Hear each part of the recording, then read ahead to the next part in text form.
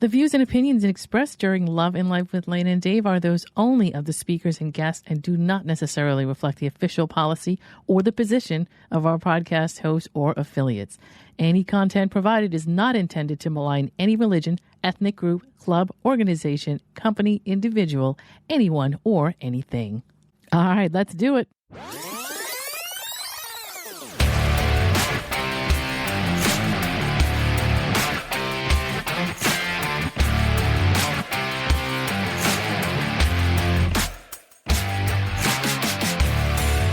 You're listening to Love and Life with Lana and Dave, the podcast where logic is power and you take control. Thank you for tuning in and making the choice to listen in and get ideas for your own love and life. Now, here are your hosts, Lana Williams and David Vaccaro. Hey, welcome back. We know you've been waiting for part 2 of Logical Dating, The List, so get ready because it's coming at you right now. Okay. Yeah, so let me see. Here we go.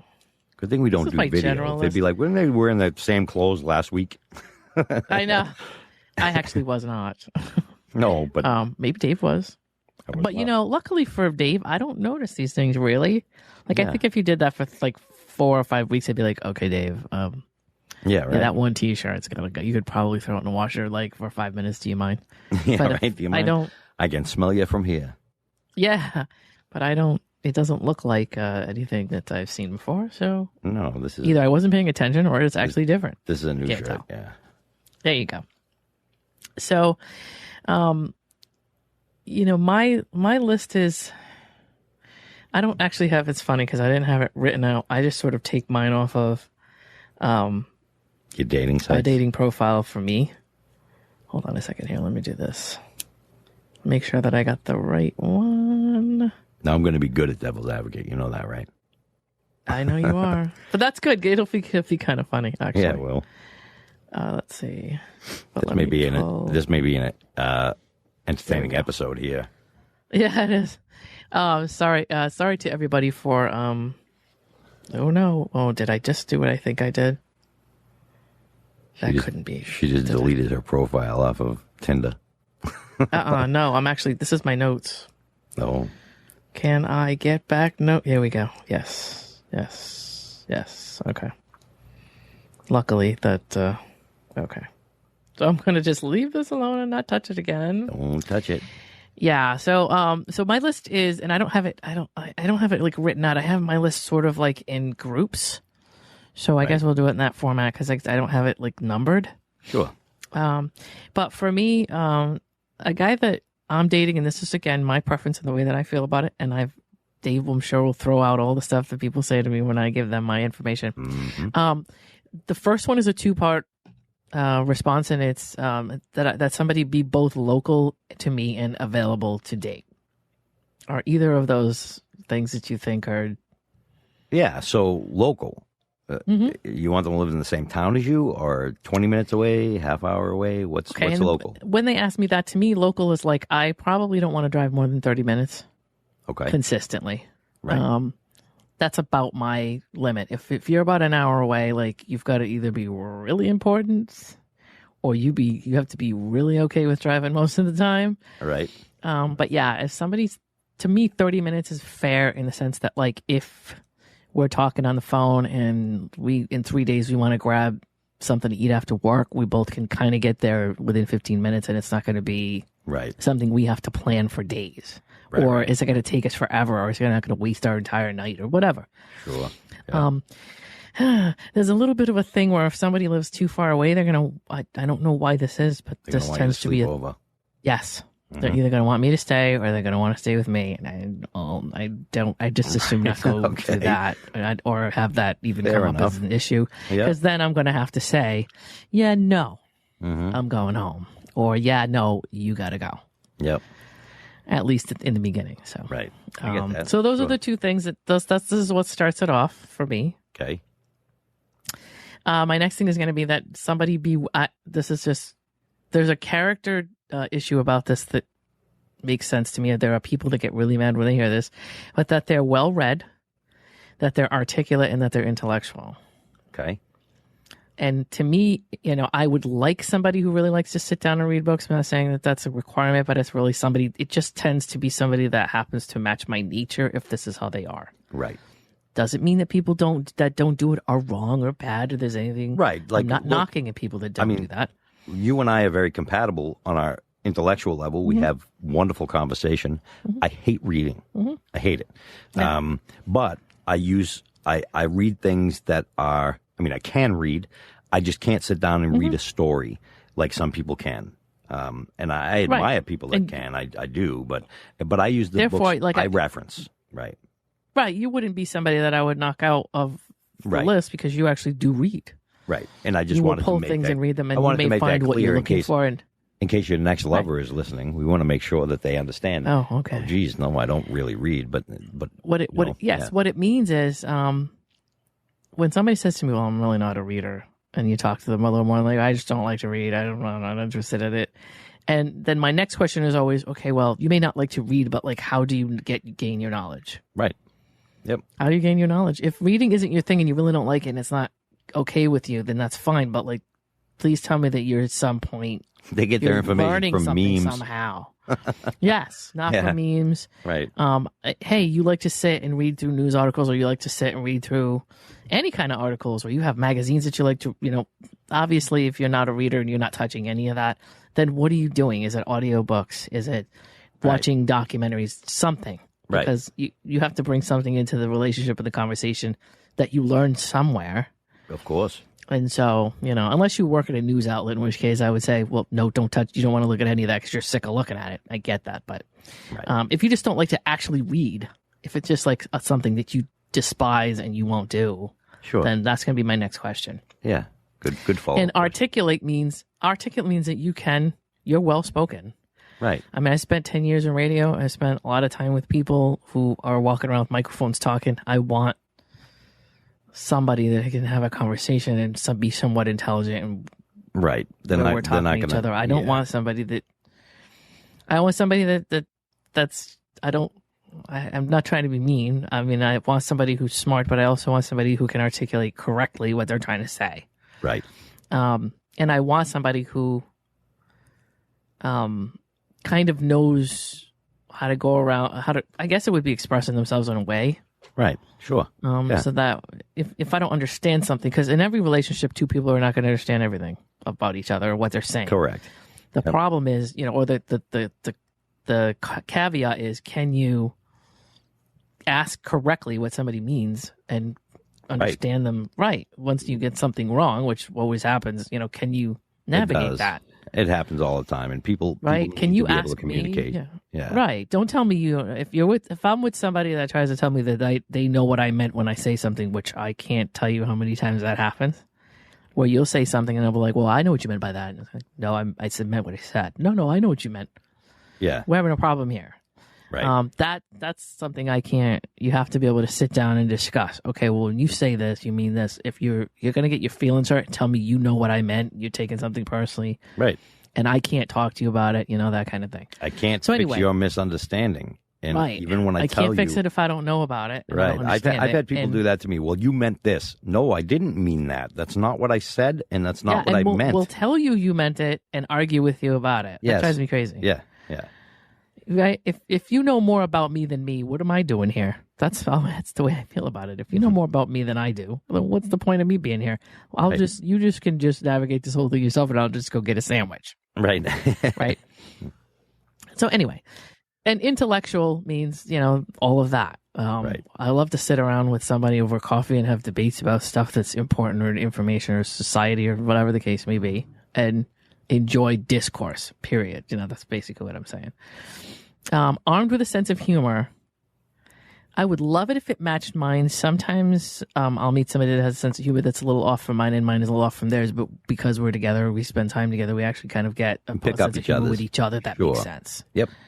Yeah, I agree with that. And there's an adjustment period. But if you have a sense of humor that's completely off from mine, or you don't have one at all, that's not going to be good. Right. I like modesty, humility, and I like positive a positive person, and this does not mean toxic positivity where you're going around telling everybody they must be happy 24 hours a day. That's not what I'm saying. Although I'm sure, Dave, that's what you were going to ask. Did I ruin that for you? You could have asked me that, and I could have waited. I was going to be the devil's advocate. I'm such a jerk. And you screwed me out of that one, but that's okay. I like modesty. I want somebody.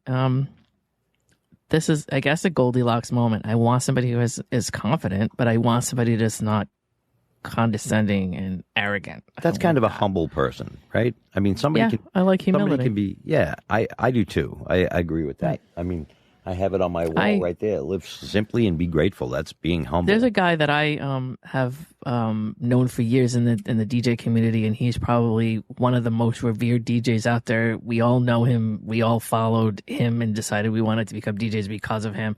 And when I tell you, he cannot stand the attention.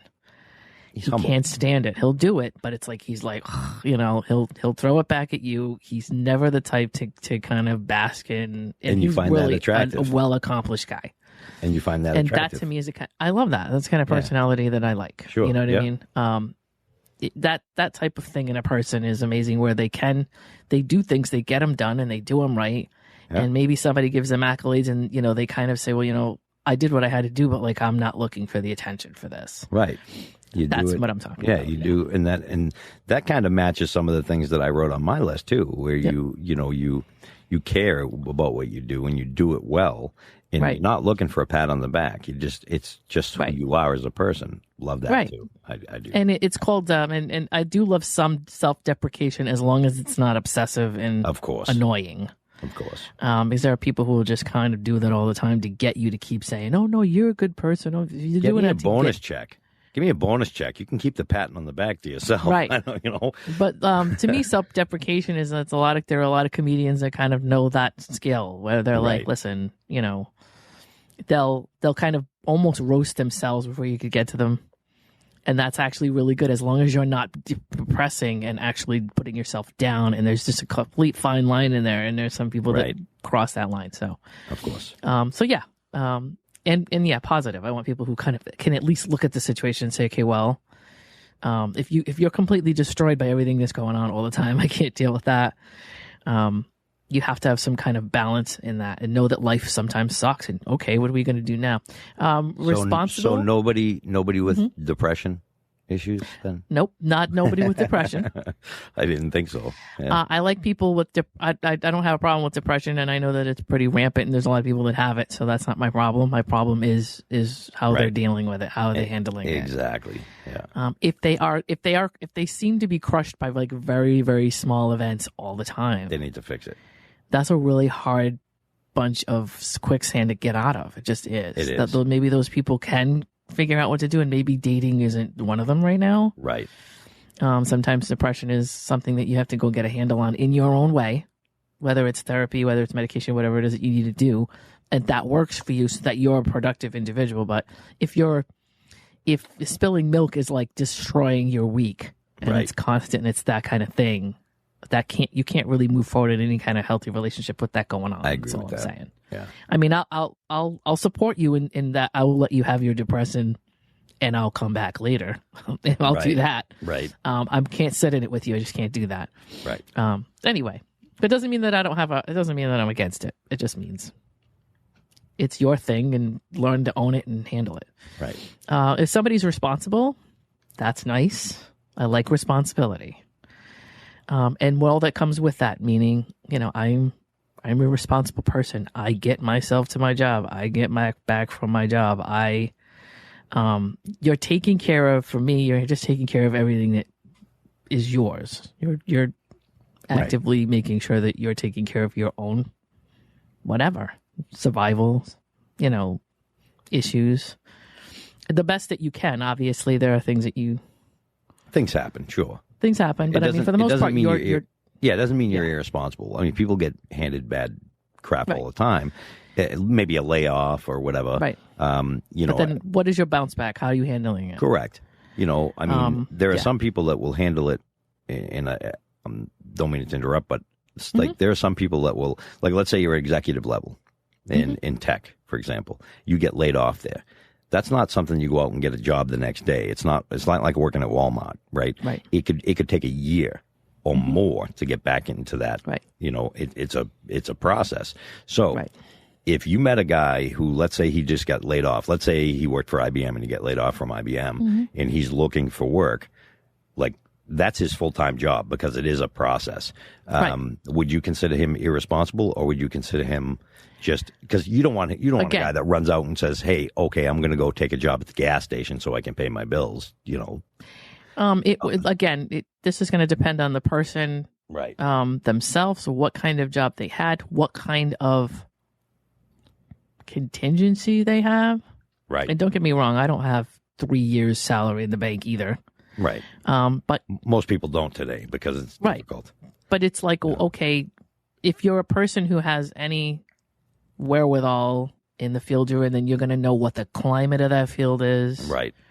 You're going to live within your means. You're going to maybe try to put savings away. So this type of thing, if you're the type of guy that gets laid off from a job and that is your full-time job, to look for another job, that's actually exactly what I'm hoping to see. Right. I personally, I don't know if people are going to hate me for this or not, but when I lose work, I really think, to me, dating is like the last thing I want to be worried about when I'm in between jobs. So if somebody's just like, yeah, I want to date and this blah blah blah blah blah blah, and sometimes I'm kind of like, ooh, it feels like your priorities are off a little bit. So let me ask you then. As long as you're actively looking and you're right. So you know what I mean? Here's the devil's advocate to that. So let's say you and I are walking down the street and we've never met each other before, and I just got laid off from my job, but I look at you and I go, wow, she's really attractive. Let me say hello. And I say hello, and you say hello, and you go, oh, he's really attractive. Let me say hi back. And things start moving. That's not always something in our control, right? I mean, yes, on a dating site, I understand that, right? Maybe like if you're seeking it, I'm talking about you're like actively seeking to date, and you're dating 2 and 3 women a week while you're looking for. Yeah, that's. I'm going to be a little bit like, yeah, right. Priority. You might want to put this aside. This is sort of not the biggest thing going on in your life right now. And I know some people have escapism, right? Where they're like, okay, I don't have a job, I don't know what to do with myself. I'll date a lot because it'll keep me busy, or some men are like, I'll find somebody that's I can. That they can step in and throw some money at me or what. I don't know what they're thinking. Know. Yeah, right. I don't know. I mean, we do have a term called hobosexual, and you've heard of that, right? Yes. For some guys, not talking about executives, obviously, but these are guys that are working and who don't necessarily hold a job. It's so funny because we have had a bad climate, but there are also people that will forever, 30, 40 years, 50 years in the climate that we're in, no matter what changes, they will just be jumping. Of course.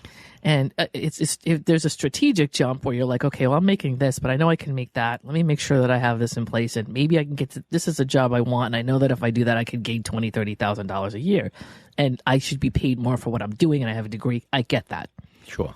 But if you're just like, I don't like the boss after 3 months everywhere you go, and you're to the point where unemployment won't cover you, right? Because you keep getting fired. That's a different story. So, right. I'm 55 years old. I collected unemployment once in my life for 3 months, and that was it ever in my life. Right. And so I don't even have a problem with that. Like, I don't people that do it all the time, unless you're a blue collar worker that you get laid off every single year. That's different.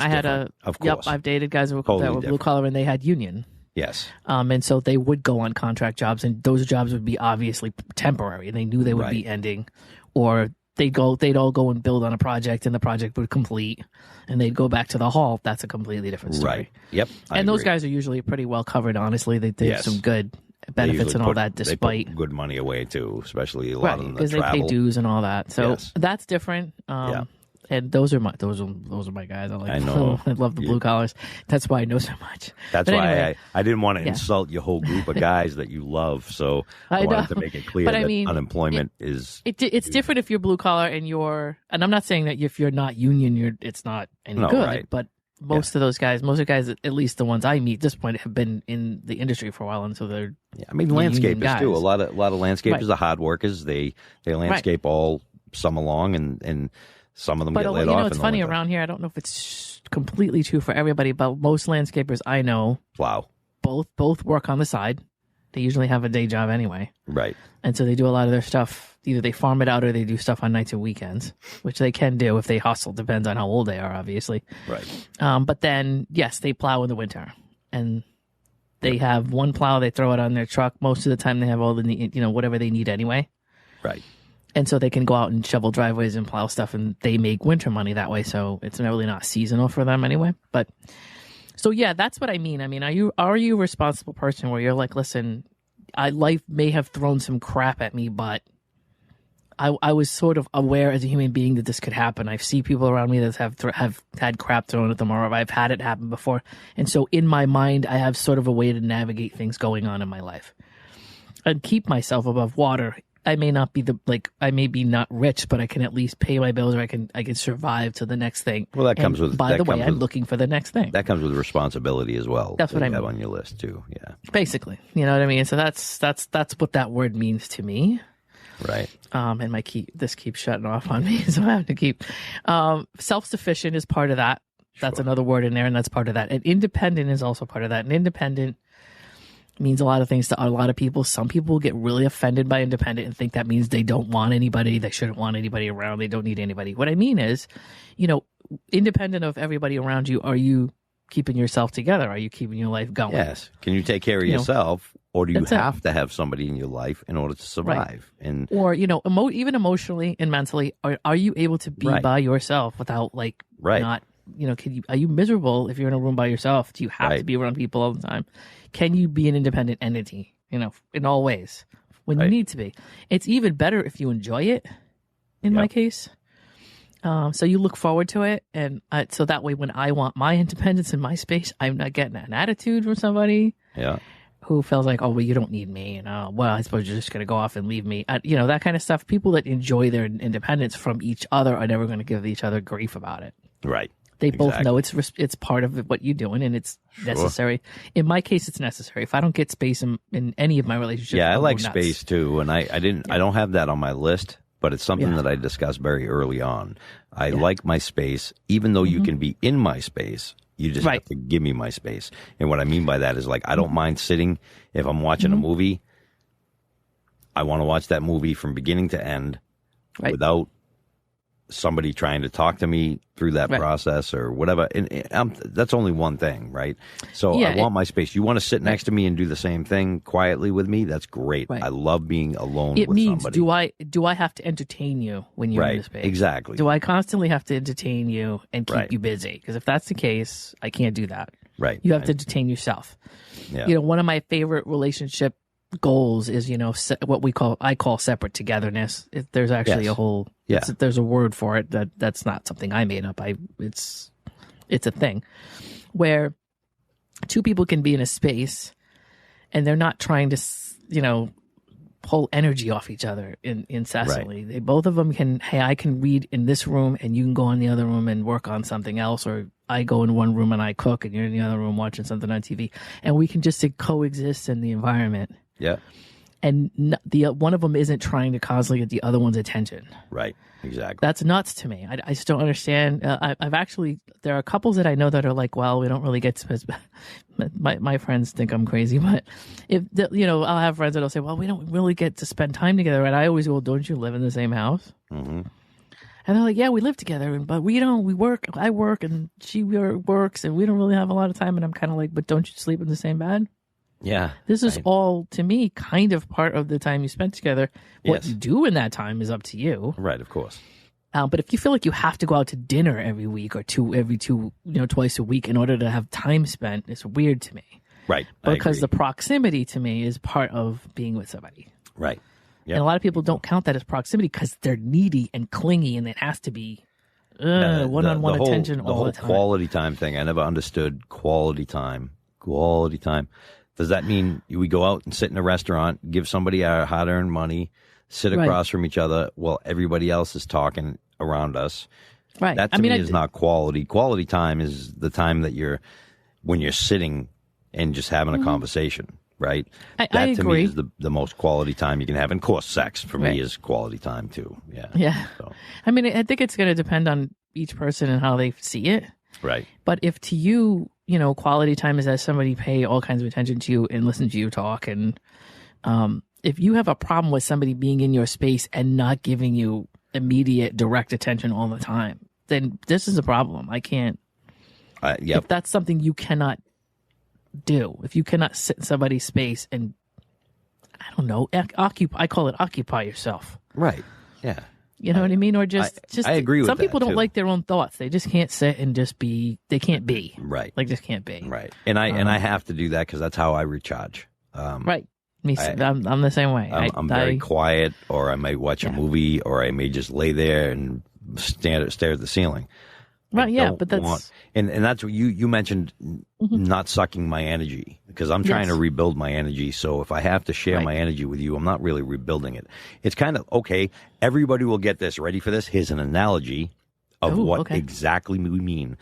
If your battery dies, if you have an iPhone, and a lot of you do, if you have an iPhone and you're on FaceTime and your battery is dead and you plug it into charge, and you stay on FaceTime, it never charges. It takes forever to charge. So that's kind of like how I feel if I'm trying to recharge myself and you want me to be on FaceTime, and I'm never going to be able to charge. Just let me shut the screen off and charge. Yeah, I do believe as human beings, it's really, I don't know if everybody does. I mean, I know there are people who, if you're an extrovert, if you're a true extrovert, it will be more that being around people is what charges you. Right. And that's fine. If I date or marry an extrovert, you better go find those people. Yeah, go to a bar. Get charged by those people, and I will see you when you get back. Right. If I'm not dragging you in the house and making you sit with me, and you're not dragging me out in the house and making me sit with a crowd, we'll be good. Yep. But you have to find what it is that charges you as a human being, what it is that works for you, and then be honest with that thing with people around you. Is, listen, this is a thing that I need to do. I don't, I'm really blunt where I go, well, look, I don't know what to tell you. This is the way it is. Say it however you need to get the peace that you need, or the interaction and energy that you need in the way that you need it. And if you can't do that, then it's really hard to carry on relationships with other people without understanding, because you will inevitably inflict on them something that you shouldn't, because you don't really know what you're doing or what you need. Right. Yep. Exactly. So that's how I feel. I don't have any problem with extroverts. I only have a problem with extroverts dragging me out of the house against my will. Right. Come on, you're going to have a good time. And if I tell somebody I don't want to do something, I'm not shy. I'm not worried about doing it. I'm telling you straight out, I'm not doing that thing. I don't want to do that thing. And I'm one of those weirdos that's kind of both. I'm an introverted extrovert.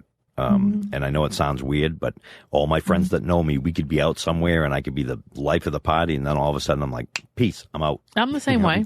I am the same way. I have an entertainer trait. Yeah, you do. Yeah. And I can be ambivert, but I really lean heavy introvert, which means that I can do it for a while, but it burns me out quick. Yep. If I'm at work and I'm a captive audience or I'm a DJ, a lot of people are like, well, what? Somebody said to me the other day, well, she'll know who I am because she listens to this podcast. Come on, I want you to come out with us, because then you can just be with us and not have to work. And those people, a lot of people think that that's like better for me. Right. I know. When I go to, my high school reunion comes up and everybody's like, we don't want you to work, because if you work, then you can't have fun. My thought is, well, but if I work, I can put that wall up that I need. That that's right. There's so much socializing at a You'll reunion. stay longer if you're working. Yeah. Yeah. I'll stay longer. I may not be in every conversation or whatever is going on, but I'm there. It's just easy for me. It's so much easier for me to get distance and recharge during the event. Whereas if I'm just there socializing, I get overwhelmed. I feel you completely. So yes, people are just like doing this, and I don't remember who I'm talking to, what was said. I mean, it becomes a bunch of noise, and I can't focus. You know what I mean? Yeah. At the campground, I do the same thing. So I don't invite people to my campsite. I go to their campsite, because when I'm done, I can leave. And now I've gotten to the point where people will show up at my campsite, and I will throw them out when I'm done. And I don't want to come across as a mean person, because I'm not. I'm just done. I'm done. Yeah. Go elsewhere. You got to go. Right. I actually did it with somebody who came to visit from out of state, and they stayed here in my RV one night, and I said to them the next day, you got to get a hotel. We can still hang during the day and stuff, but I need my space. Right. And I feel as though I can't have my space no matter what with somebody else here. And, you know, that's where the extrovert, the introvert comes out of me. I think that both of us, I think all of us in the world are extroverted and introverted to some degree. I agree. My introvert is like, I did a percentage on my introvert, and it's somewhere around 92% or some crazy thing like that. So I do have an extrovert, but it's really small, and I have to actually set it up in a way that makes me comfortable in order for me to participate. Right. So that's why I have all these weird things I do where I like to get to the place first and get situated. And there's a whole thing about, it's for some reason for me, if I walk into a crowd at 11 o'clock, it's horrifying for me. It's very energy draining. I walk into chaos. I feel like I don't have my bearings. There's all kinds of stuff that goes on when I walk into something after it started. Whereas if I get in there before it starts and it starts, but as I'm there, it builds up. It's way different for me. But it's a sensory perceptive thing for me. Yeah. As I get older, I'm understanding that that's what it is. I never understood what it was before. I thought it was just rude, and people thought it was just rude. Right. Also, my friends know, the ones that know me really well know that I'll duck out. When I'm ready to go, I duck. I don't want to say goodbye because it feels like a bottomless pit when I start to do that. Right. So I will try to avoid the goodbyes because I end up doing that for 30 minutes. And I have to go around and talk to each person. I know some people love to do that. Yeah, I can't do that. I stand back and I wait. I generally don't. I do too. Or I do the same thing. Duck. They'll see my hand from the back as I'm walking out the door. I'm out. Bye, everybody. I gotta go. You know, or if I feel like it's like a thing where everybody's in a different place in the environment or in the venue, I'll just duck. People just know I'm going to be gone at some point, and they don't go, "What happened to you?" I mean, when I was younger, they did. Now they don't do that anymore. Yeah, they my know. friends all know too. Yeah. Yep, they're just like, "Oh, okay. Well, we didn't get to see you, but that's too bad. Well, we'll see you again." And nobody ever questions me anymore about ducking out a side door. I call it the Irish goodbye, and my family has we've perfected it over the years. Awesome. A funny little story, real quick. When I was a kid, I had a couple of aunt and uncles, and they'd throw these parties in the family, and there would be this thing where all of a sudden, one of my uncles would be just like walking around, making sure everybody had their drinks. And we'd say, well, you know, where's Aunt so-and-so? And the uncle would go, oh, she went to bed. She would say at some point, hey, I'll be right back. I got to go hit the bathroom. Just something. And that's it. And just go to bed, shut the door, in their jammies and out. And hey, you deal with this. And the uncle would be like, okay. And they'd have to pick up the slack and try to get everybody out of the house because they would, at some point, they would get to a point where and that's what the Irish goodbye come from, an Irish family, and that's what it's called. Our Irish goodbye is we're just suddenly missing. Right. And only one person knows where we went, so that nobody follows us. So anyway, so that's part of my list. All of the stuff that I've already mentioned. So the next thing, this is independent. And secure was part of that too. Like, you need to be a secure individual. If you deal with me at all in any way, and you're an insecure person, I'm just going to piss you off all the time.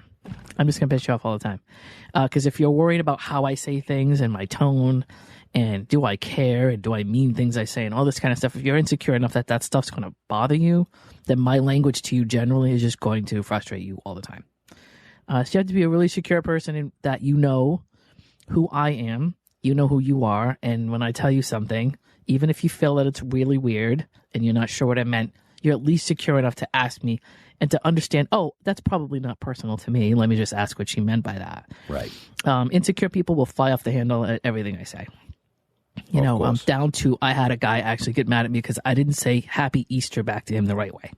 And I got a lecture over it. Right. That's nuts. So at least, you know, be secure within yourself and just be a secure person socially. And I won't rub you the wrong way, but insecurity won't work well with me. Active.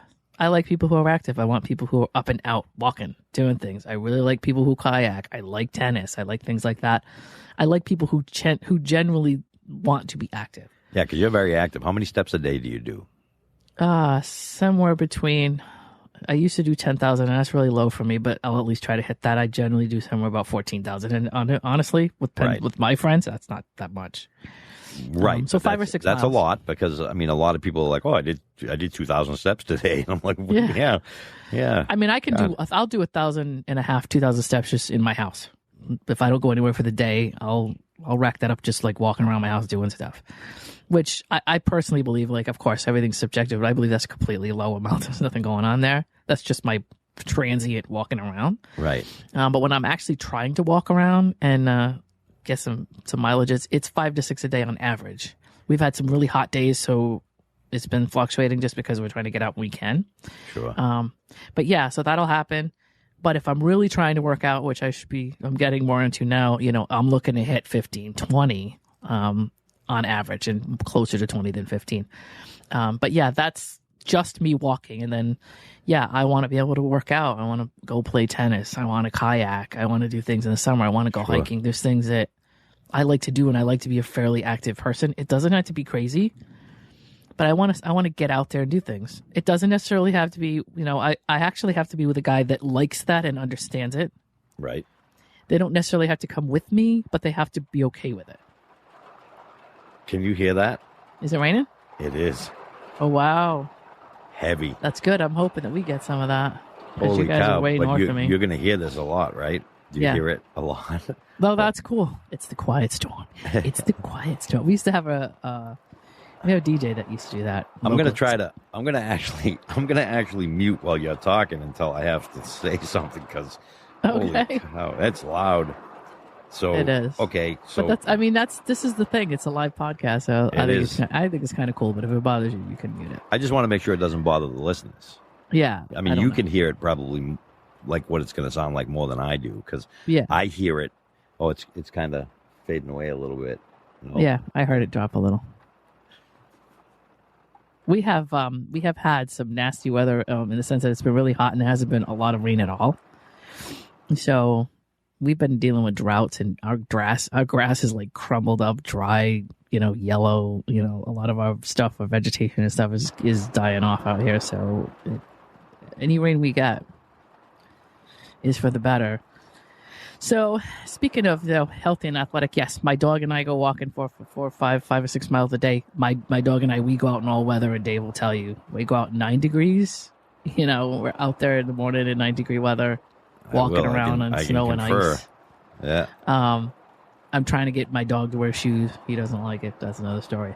But yeah, I like to be out there. I actually like it more when it's cold, but we go out in the rain. So I have a raincoat thing.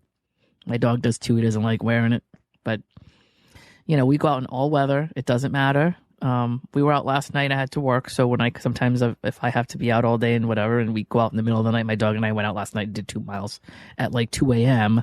just because I wanted to make sure we got some walking in and some time. So I want somebody who, I don't necessarily have to have somebody that does everything that I do with me. They don't have to go to the gym with me. They don't have to, but they have to be okay with me being active, and they have to have their own active type of life that they enjoy. So I'm not a snowboarder. I'm not a skier, but there are guys who love to do that. Those guys, I'm okay with them going on a ski trip, or I'm okay with somebody that plays golf all day. It's not my thing, but I understand it. Sure. Different types of activities are okay too.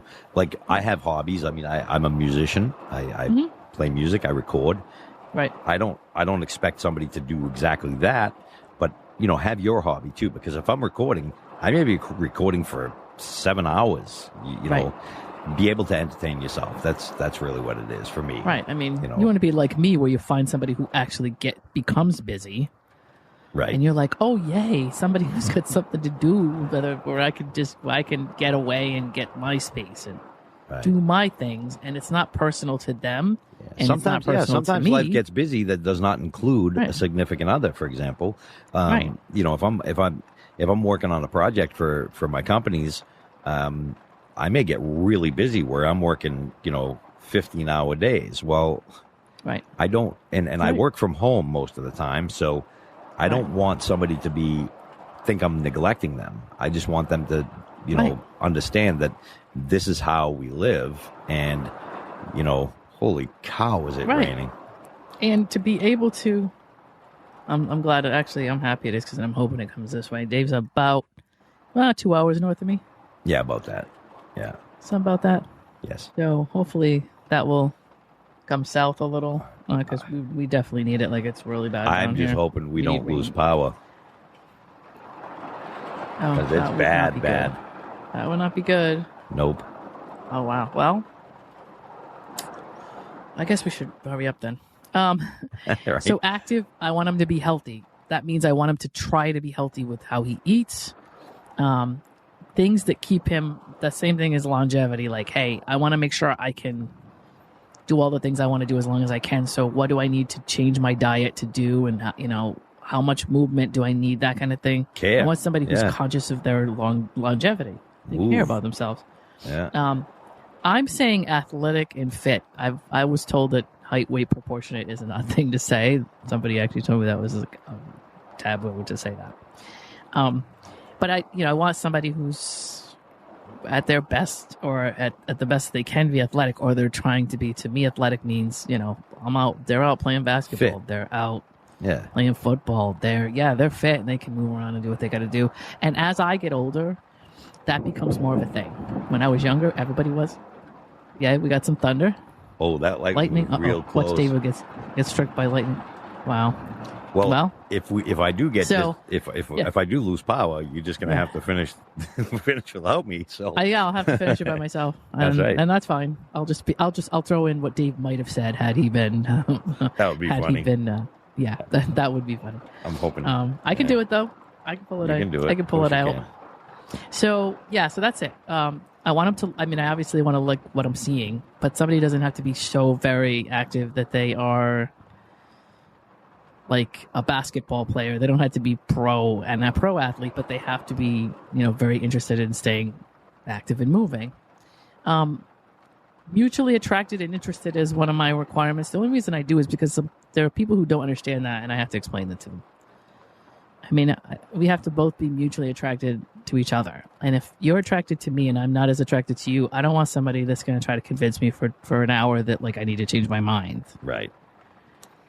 And same thing. I obviously, if I'm not attracted to you as you are to me, or the other way around. Sorry, I just said that. But if I'm more attracted to you than you are me, then it's not going to make sense for me to try to change that. I mean, that's something that's just either there or it isn't. And I know a lot of people think that it can grow. It can if there's a little bit of attraction. It can grow into something, but there has to be something there to begin with. And if it's not there, and I did lose David over the phone. I can still hear him. I'm coming and back. I cannot see him anymore. So we're gonna see if we can get that video back. You're coming back. I'm gonna mute now. Make sure you mute as well. Okay. If it even works. Oh, okay. Yeah.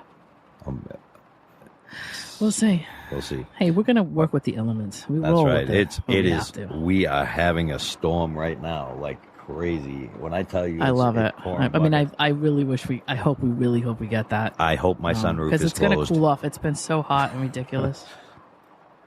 Oh well, that's always something to remember. As I guess there would be no way that you would even think that would be a thing, right? So. Yep. Do you want to look out the window and see if it is? No, it's fine. I'm pretty positive. Okay. It's closed. Okay. All right. So yes, mutually attracted and interested, and those are two different things. One, I like to see something that I like, and I also need to have an interest in that person beyond that. Of course. I tend to do dating sites a lot, probably not as much as I used to, but one of those things that I always had was like pictures of someone. There has to be somebody that has pictures of who they are. And when somebody sends me something and says, "Hey, you're attractive," and blah blah blah, my response is, if they don't have a picture, is like, "Gee, I wish I could say the same, but I can't help you. If you don't have pictures of who you are, then we're not going anywhere with this." I don't really want somebody that doesn't put pictures up, or doesn't provide them in some way. And so that should be self-explanatory, but for some reason there are some people who think they don't need to give you a picture ever until you meet them, and they can look at 15 of yours, and that's all fine. Yeah, right. Which is always one-sided, but that's just the way people are. A lot of people don't have that. They don't understand that they need to put themselves in other people's shoes. Ambitious. I like somebody who's ambitious. That goes back to the thing about if somebody's lost their job and they're looking for another job. And we just, because of the pandemic, we really did have to deal with a lot of people got shaken out of their jobs that were in jobs for 10 years.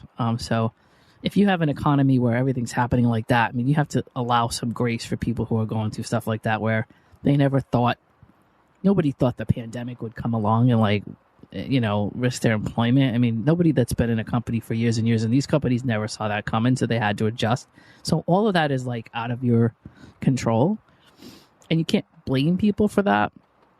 But it's the ambitious nature of, do they have other projects, or are they looking for other work? Or I have friends that, they got shaken out of their jobs that they were in forever, and they had to pivot and take temporary jobs in other places because the climate became what it was, and everything shifted.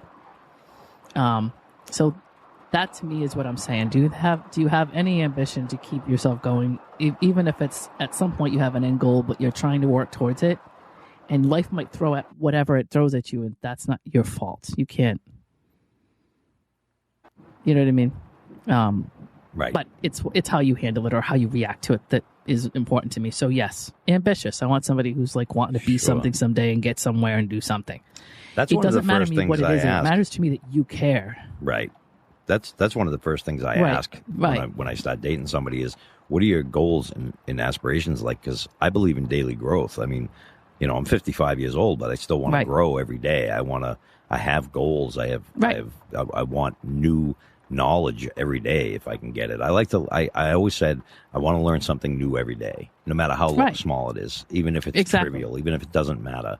It makes for exciting conversation, in my opinion. Like, I love when I have a conversation with somebody and I whip out this random fact and they're like, why would you even know that? I'm like, I don't know, because I like to know stuff. Right. I have not that I'll get into it too much, but I have a group on Facebook that I've thrown David into, and we're a bunch of think tankers, right? So every day in that group, there's just no way you're not going to learn something. Every single day there's something in there that's like, just some sea creature or some fact about something that you just would have never. We like random facts like that, and to discuss, oh wow, I never really thought of that, or I had no idea this was happening.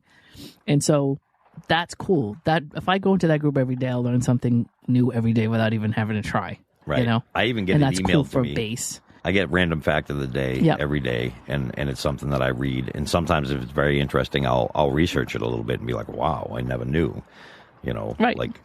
Just crazy things like where silly putty came from and silly stuff like that. So, I actually used to work with a group of like that. I used to work with a group of engineers when I was younger, and that used to be one of the things. It was before the internet was really prevalent, right?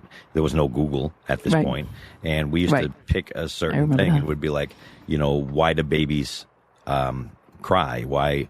Why? And we'd take turns, and it would be that person's job to find out the answers to that random question that we would all agree on. And that's kind of cool. It was a lot of fun, and it was a lot more work than it is today, because now you can just Google it and But it's fun. I mean, if you're like somebody like me, that's work. That's fun work. That's not fun. Exactly. That's not work. It's like enjoyable to look stuff like that up. I mean, we had to go to the library to do it. Yes. Oh, the Dewey Decimal System. I love it so much. I still know. I bet I could take people there and be like, find that book. They'd be like, what?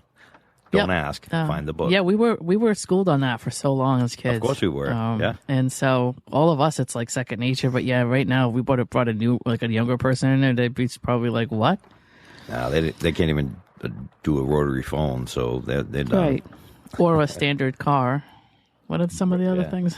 Or cursive writing. Nope, that's gone. Yep.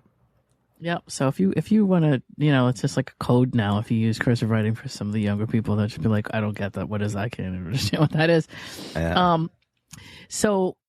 That ambitious, what we just talked about leads into my next thing, which is into self-improvement. You have some interest in self-improvement and wanting to be a better person daily in some way, right? Whether you learn something new, let's say you do 10 push-ups a day, you want to hit 11. To me, that's a goal. That's self-improvement. Where that's you're trying growth. to get, you're trying to just be better than you were yesterday somehow.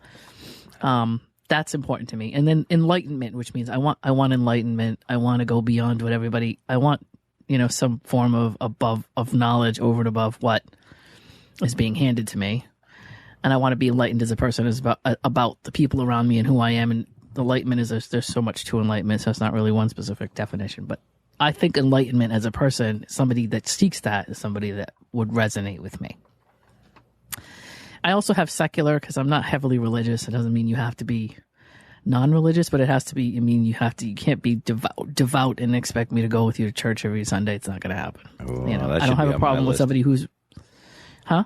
That should be on my What'd you list because that should be on my list as well. I don't have a problem with a higher power, and I don't have a problem with a religious background in somebody. But there are people on the internet that are like, I'm a godly person, and you need to be a godly person, and there's a whole thing that they want in the person that they are seeking, and it has to be, you know, my religion and your religion are going to match, or you're going to convert, and we're going to go to jail. that was Freudian. What you think? You're going to go to church with me every Sunday. You know, you're going to follow the word of whatever the religion is that I have. What? You expect me to go to jail? What? I know. I know. Wow. Tell us how you really feel about church. That's why I said it's Freudian. Like, it came flying out of my mouth. It must be kind of a comparable thing for me. But it's not. You have to be allowable for, and Dave and I spoke about this, but I think maybe in the last podcast, about things like I'm a vegetarian and you're not.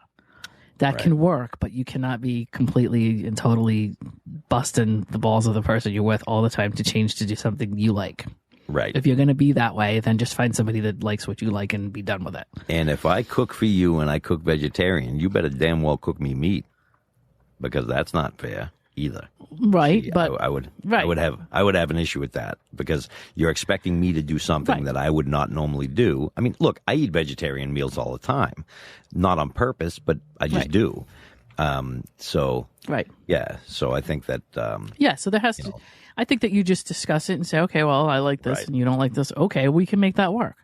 My mother used to. My sister is vegetarian, so she does eat fish. Yeah. So when we have some kind of meal or something like that, somebody just throws fish into the plate, into the dish, so she has her thing.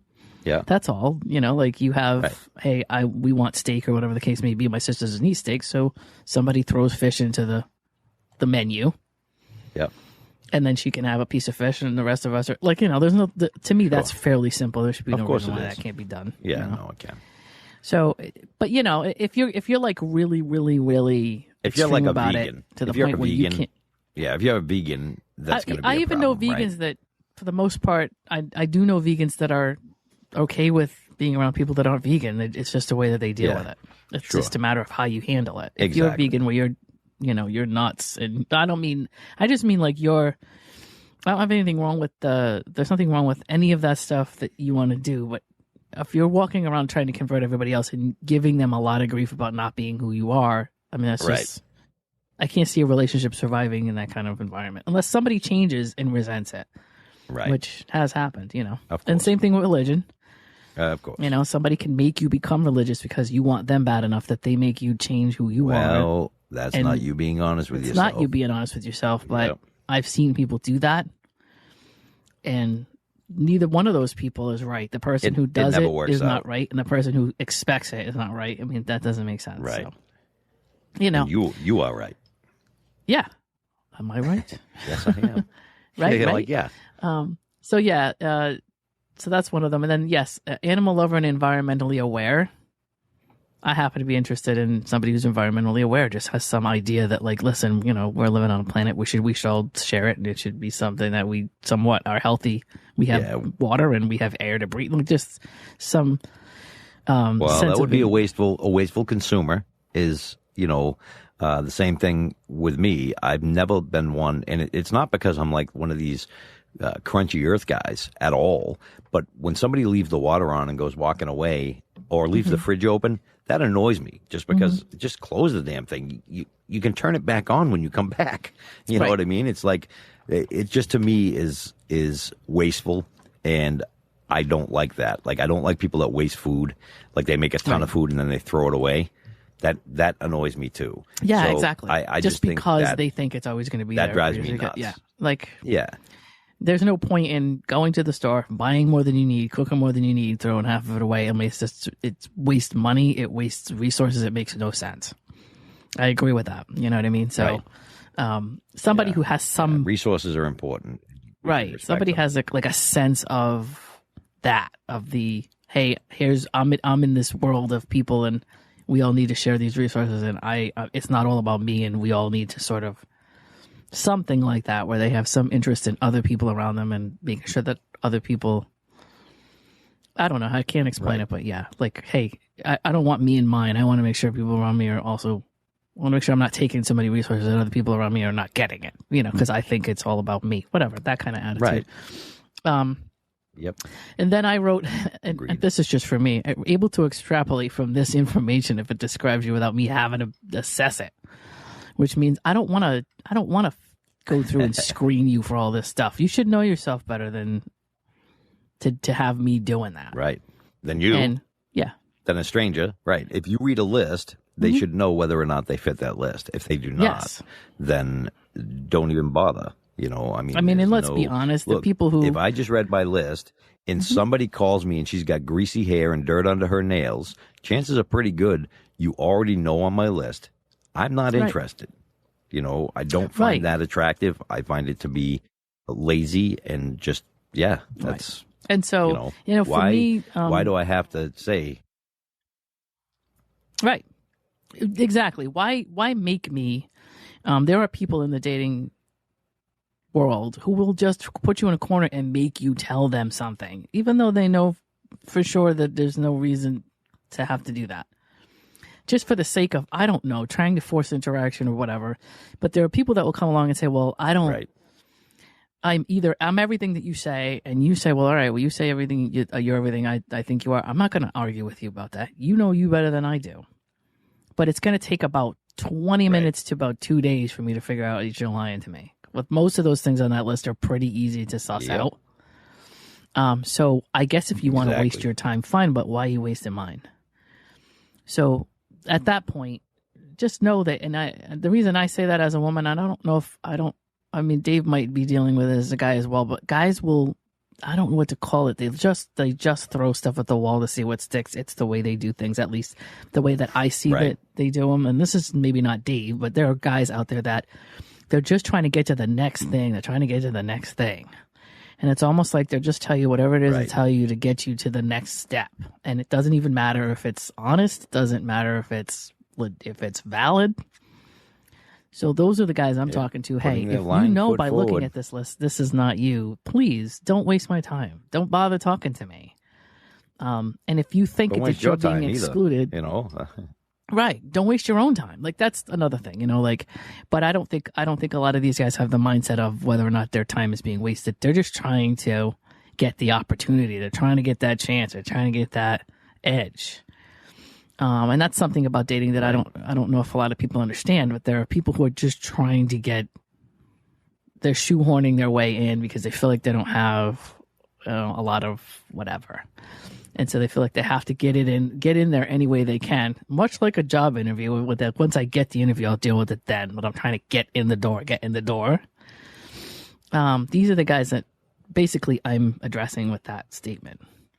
Here's the requirements for this job. I know it sounds like people hate to have dating sound like a job interview. But well, it's what it is. I tell people it is only because it's not personal to you. Right. Before you and I, as two people that are going to sit down and maybe possibly date someday, before we do any of that, we have to sit down and meet. And it's going to be impersonal. And I'm really sorry for people that feel like it is and it's not nice that it is.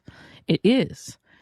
And there's no reason why it wouldn't be, because you're dealing with somebody you don't know from a hole in the wall to learn what you need to learn. And it can become personal, but when you first sit down with somebody and you haven't met them yet and you're just doing this initial how you doing and getting to know each other, it's going to feel like a job interview. And I don't know why there are some people who just don't like that feel.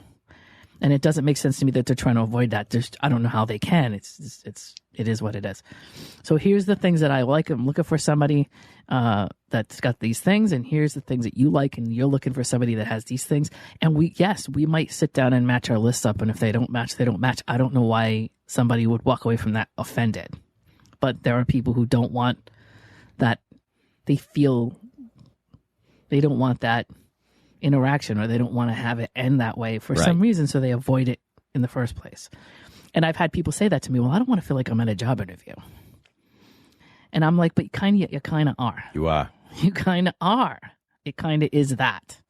Right. Either that or you meet somebody, you know, it used to be where dating was different. When we were growing up, dating was different because we would meet somebody first and think, hey, this is a good looking person and I like the way they talk and I like the way they walk. And that Dave's gone through all through that thing where he meets somebody, he sees them and says, can I go to the next step? Yes. Can I go to the next step? Yes. This is how we used to date when we were younger before all of this stuff. And we didn't have any information to go on. So we would look at somebody, think they were good looking and go, well, all right, this person's good looking and I want to know more. And as time went on, we would learn things about them. And then once we learned those things, then we would say,